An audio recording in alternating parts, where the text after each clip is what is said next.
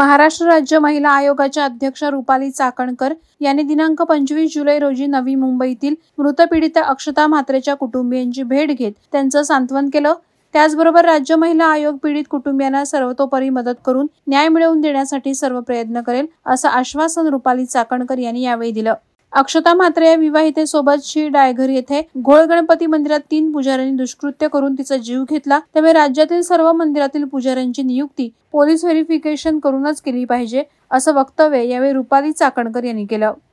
Daighar police station मध्ये गुन्हा दाखल झालेला असताना गुन्हा घडला त्या पहिल्या दिवसापासून राज्य महिला आयोगाच्या वतीने संबंधित पोलीस अधिकाऱ्यांना पत्राद्वारे कळवण्यात आलं आणि भ्रमणध्वनीवरून संपर्क साधून तातडीने सूचना देण्यात आली की हा तपास आपल्याला जलद गतीने करायचा आहे। मी पोलिसांचं देखील मनापासून कौतुक करेल की घटना घडल्यापासून आजतागायत त्यांनी जे काही पुरावे यामध्ये प्रत्यक्षदर्शी अप्रत्यक्षदर्शी पुरावे आहेत ते जमा करून यामध्ये आरोपींना तर अटक केलेली आहे।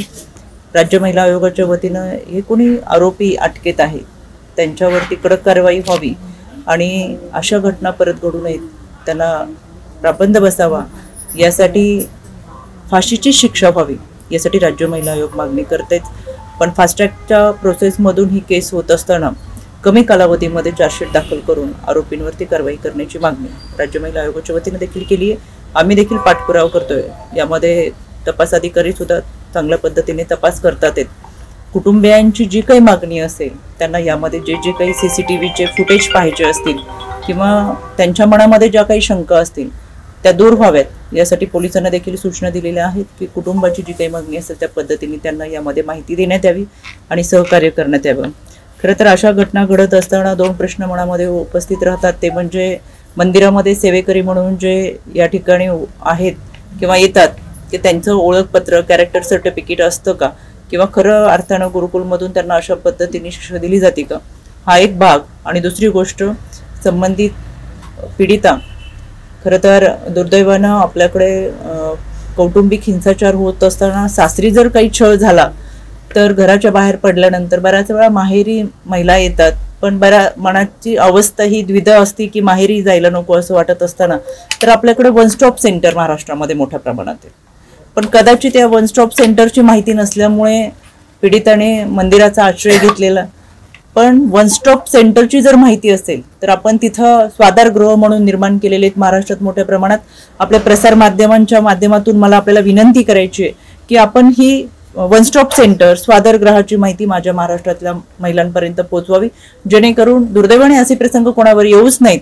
पण सासरच्या कुटुंबातून बाहेर पडण्याचा प्रसंग आला किंवा अतिशय त्रास झाला तर पहिली घटना म्हणजे आपण शेजारी पोलीस स्टेशनमध्ये कळवा।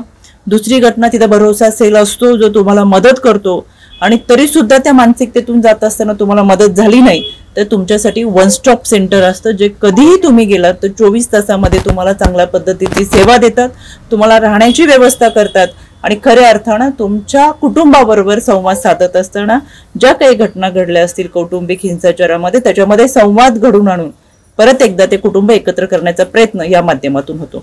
म्हणून मला आपल्या माध्यमातून विनंती करायची की ही माहिती आपल्या महिलांपर्यंत पोहोचवावी, जेणेकरून अशा घटना घडूच नाही याच्यासाठी प्राबंध घातले जातील आणि यामध्ये आरोपीला फाशीची शिक्षा व्हावी यासाठी राज्य महिला आयोग प्रयत्न करतो। वादळवारा लाईव्हसाठी अमोल कांबळे, नवी मुंबई। नवी मुंबई व रायगड जिल्ह्यातील ताज्या बातम्या आणि घडामोडींसाठी सबस्क्राईब करा वादळवारा लाईव्ह चॅनल आणि दाबा बेल आयकॉन।